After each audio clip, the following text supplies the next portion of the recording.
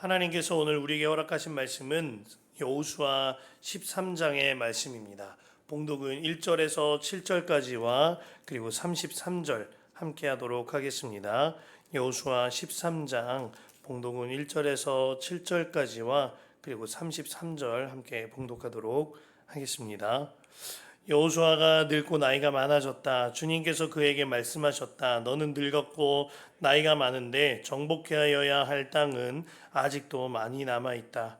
남아있는 땅은 이러하다. 블레셋 사람과 그슬 사람의 모든 지역과 이집트의 동쪽에 있는 시올 시내로부터 북쪽 에그론 경계까지에 이르는 가나안 땅과 가사와 아스돗과 아스골론과 가드와 에그론 등 블레셋의 5왕의 땅과 아위 사람의 땅과 남쪽으로 가나안의 모든 땅과 시돈의 무아라부로부터 아모리 사람의 변경 아베까지 또 그발 사람 땅과 동쪽의 레바논 땅 전체와 헤르몬 산 남쪽 바알가세에서 하맛에 이르는 곳까지이다. 그리고 레바논에서부터 미스르본 마임에 이르는 산간 지방에 사는 모든 사람 곧 시돈 사람을 내가 이스라엘 자손 앞에서 모두 쫓아낼 터이니 너는 오직 내가 너에게 지시한 대로 그 땅을 이스라엘 자손에게 유산으로 나누어 주어라. 너는 이제 이 땅을 9지파와 므낫세 반쪽 지파에게 유산으로 나누어 주어라. 33절입니다. 그러나 레위 지파에게는 모세가 유산을 주지 않았다. 하나님이 그들에게 말씀하신 대로 주 이스라엘의 하나님이 바로 그들의 유산이기 때문이다. 아멘. 하나님의 말씀입니다. 주님 안에 참 좋은 목요일입니다. 비가 많이 왔다가 잠시 줄어들 때가 있는데요. 그 비를 뚫고 함께 예배당에 오신 축복된 성도님들이 계시고 또한 처소마다 주님의 임재가 가득하길 바라겠습니다. 우리가 성전기도 여전히 이어지고 있습니다. 하루 동안 한번 주님과 함께 시간을 내어 기도하는 이 일이 너무나도 복되고 복됩니다. 함께 예배당에 오셔서 주님과 함께 교제하는 개인 기도의 시간을 꼭 가져보시기를 축복합니다. 그 신명기와 그리고 여호수아서를 이어 나아가면서요, 이따금 저희 아이들이 떠오르고는 합니다. 아무래도 유산에 관한 이 말씀이 많아서 그런 것 같아요. 오늘도 유산에 관하여 하나님께서 말씀하시면서 그 땅을 분배하라고 하셨는데 저에게는 특별히 물려받는 땅이나 재산이 없거니와 또한 아이들에게 물려줄 땅도 재산도 없어서 더 말씀을 묵상할 때 아이들이 떠오르곤 하는 것 같아요. 하지만 말씀을 이렇게 묵상하면서요, 주님께서 너무나 확실한 믿음을 주십니다. 유산 중에 유산이 있다 하는 것이에요. 그것은 하나님을 믿는 믿음, 그 믿음이요 유산 중에 유산인 거죠. 이 한 가지를 자녀에게들에게 유산으로 물려줄 수 있다면 그보다 더 귀한 값진 유산은 없는 거죠. 오늘 말씀은 여호수아의 인생에 저녁 노을이 질 때쯤 주님이 주신 말씀입니다. 성경학자들은 이때 당시에 여호수아의 나이가 90세에서 100세 정도 되었을 것이다 추측들 합니다. 하지만 문제는 여호수아의 나이는 많아졌는데요, 아직 정복할 땅은 남아 있었다는 거예요.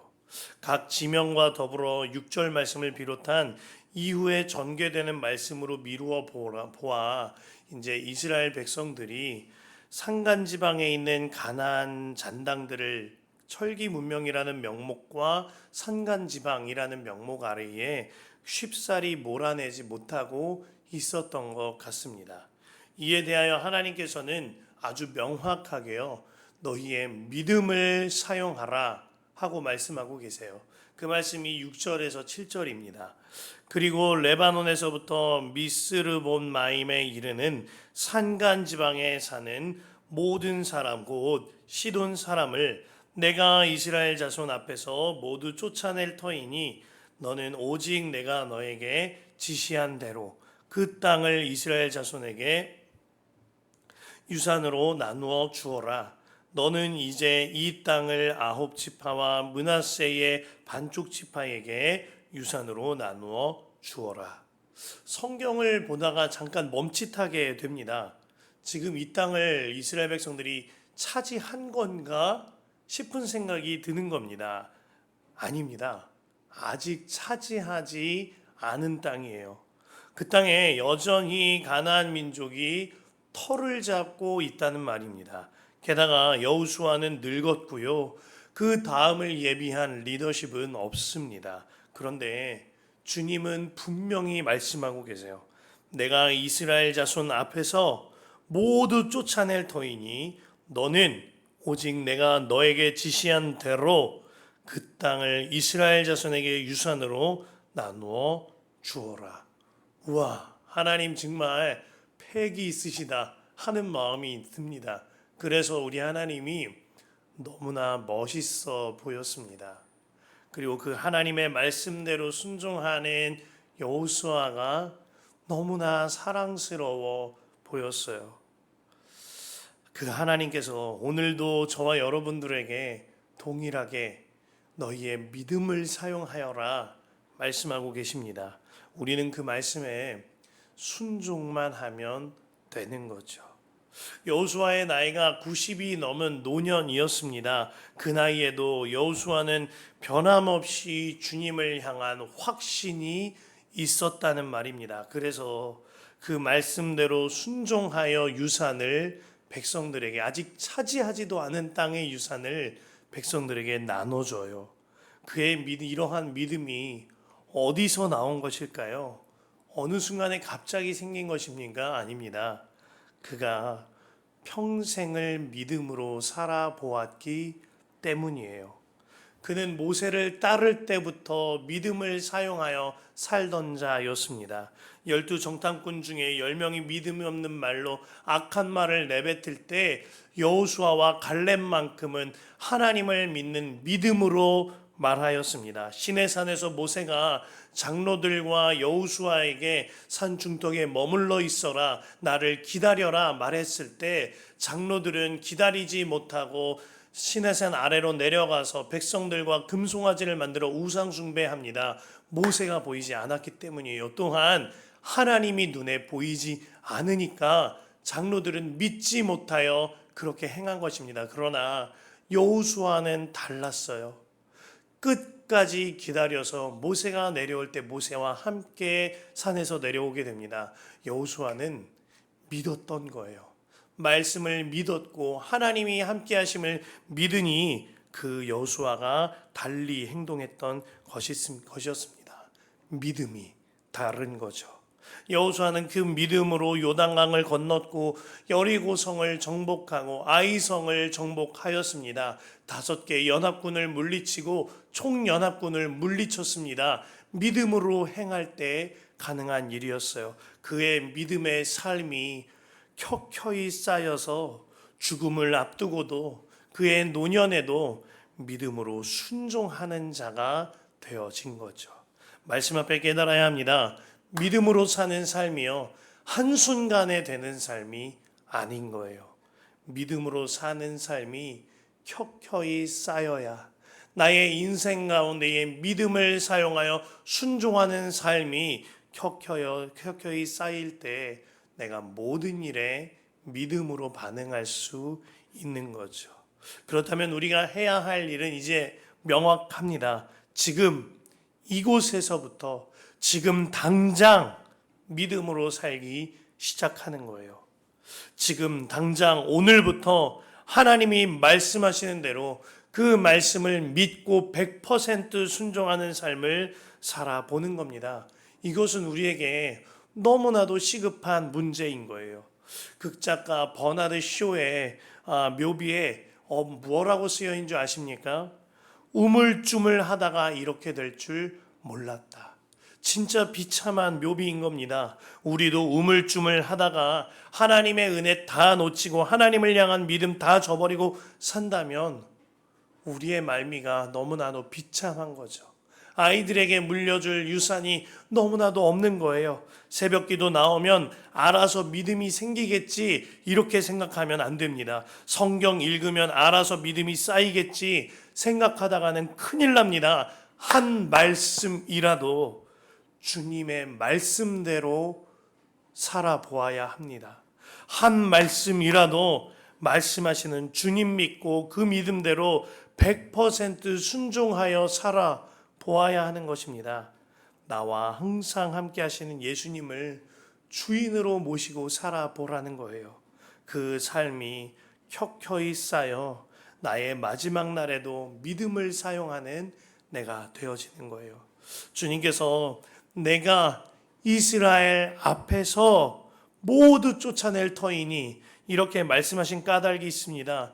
지금까지도 주님이 하셨다라는 거예요. 그리고 앞으로도 주님이 하시겠다라는 겁니다. 이 일을 온 이스라엘이 보게 하시겠다는 거죠. 그러니 사람 바라보지 말고 돈 바라보지 말고 하나님만 의지하라는 거예요. 그러니 철병기와 산간지방과 같은 문제 바라보지 말고 오직 하나님만 의지하라는 겁니다. 이스라엘 앞에서 이 일을 행하시겠다. 내가 이스라엘 앞에서 라고 말씀하신 주님께서 오늘도 우리 앞에 계십니다. 아니, 우리 안에서 말씀하세요. 오직 주님을 바라보는 눈이 속히 열려 주님만 의지하여야 하는 거죠. 지난 13일 날 미국 전임 대통령이자 이번 대선 후보로 꼽히고 있는 도널드 트럼프가 유세 중에 총격을 당하는 사건이 있었어요. 이로 인하여 미국 비밀 경호국과 경찰에 대한 비판이 상당합니다. 그 가운데 가장 비판받는 일 중에 하나가 총격범이 피살을 하기 전에 엎드려서 총을 들고 있는 범인을 본 시민들이 있었다는 거예요. 그 시민들이 경찰에게 저기 이상한 사람이 총을 들고 있다는 제보를 했다는 것입니다. 하지만 이 제보를 듣고 경호국과 경찰들이 제대로 대응하지 못했다는 거죠. 그래서 그 비난이 너무나도 거세게 일어나고 있어요. 그런데요, 이 같은 일이 우리에게도 벌어지고 있습니다. 우리가 수없이 하나님의 말씀을 듣지요. 믿으라, 순종하라, 읽고 살아내라, 주님만 바라보라, 주님만 의지하라. 이 말씀을 수없이 듣고 있습니다. 그렇다면 우리가 들은 이 말씀에 대하여 정말 생명 다해 임해야 하는 거예요. 이 말씀에 대하여 우리가 지체하거나 우물쭈물 거리다가는 정말 큰일 나는 것입니다. 여호수아는 지체하지 않고 하나님을 믿고 항상 그 말씀에 순종하였어요. 그래서 하나님께서는 여호수아를 통해서 일하실 수 있었던 겁니다. 여호수아 내내 여호수아가 죽겠습니다, 힘듭니다 이런 말 하는 거 본 적 있으세요? 한 번도 없어요. 나와 함께 하시는 하나님이 믿어지니 하나님만 믿고 담대하게 살아가며 말 한마디 할지라도 나의 행실 하나 할지라도 하나님 믿는 믿음으로 행할 수 있었던 거예요. 어느 목사님이 자기 자녀들에게 딱 한마디 남길 수 있다면 하나님만 의지하라 이 말 남기겠다 이런 말씀하신 일이 있다고 들었습니다. 그런데 저 마음에 참 공감이 갔어요. 진짜 그것이면 충분하기 때문입니다.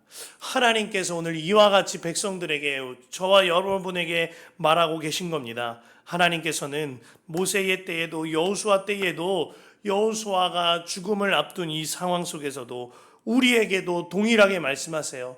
나만 바라보라, 나만 의지하라, 내가 너희와 함께 하리라.